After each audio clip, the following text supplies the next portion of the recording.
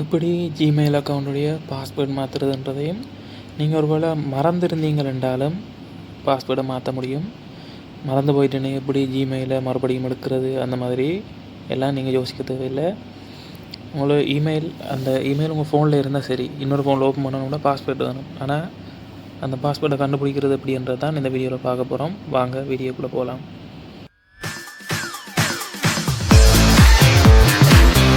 ஜிமெயிலுக்கு போய்க்கொள்ளுங்க. இப்படி தான் இருக்கும். அதில் அந்த மூலையில் டிஎன்றது இது மாதிரி இருக்கும். உங்களுக்கு அதை கொடுத்துக்கொள்ளுங்க. கொடுத்ததுக்கப்புறமா கூகுள் அக்கௌண்ட்ன்றது இதை கொடுத்துக்கொள்ளுங்க.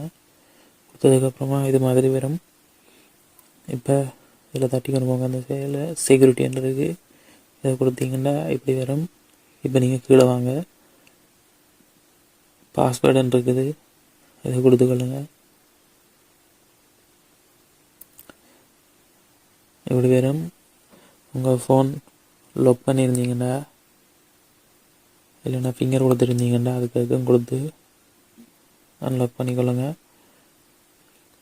இப்போ உங்களுடைய நியூ பாஸ்வேர்ட் கேட்குது, எது கொடுக்கணுமோ நல்ல ஞாபகம் இருக்கிறதா கொடுத்துக்கொள்ளுங்க.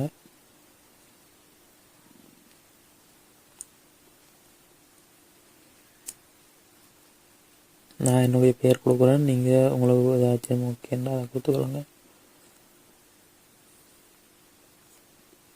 மேலே கொடுக்குற மாதிரியே கீழையும் கொடுக்கணும்.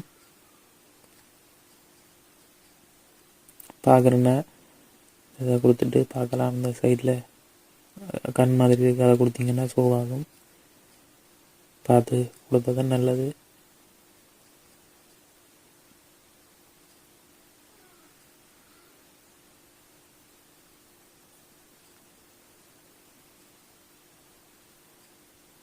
கொடுத்ததுக்கப்புறமா சேஞ்ச் பாஸ்வேர்டுன்ற கதை கொடுங்க. ஓகே, பாஸ்வேர்ட் சேஞ்ச் ஆகிட்டு இதில் மேலே விழுகுது பார்த்தீங்கன்னா தெரியும்.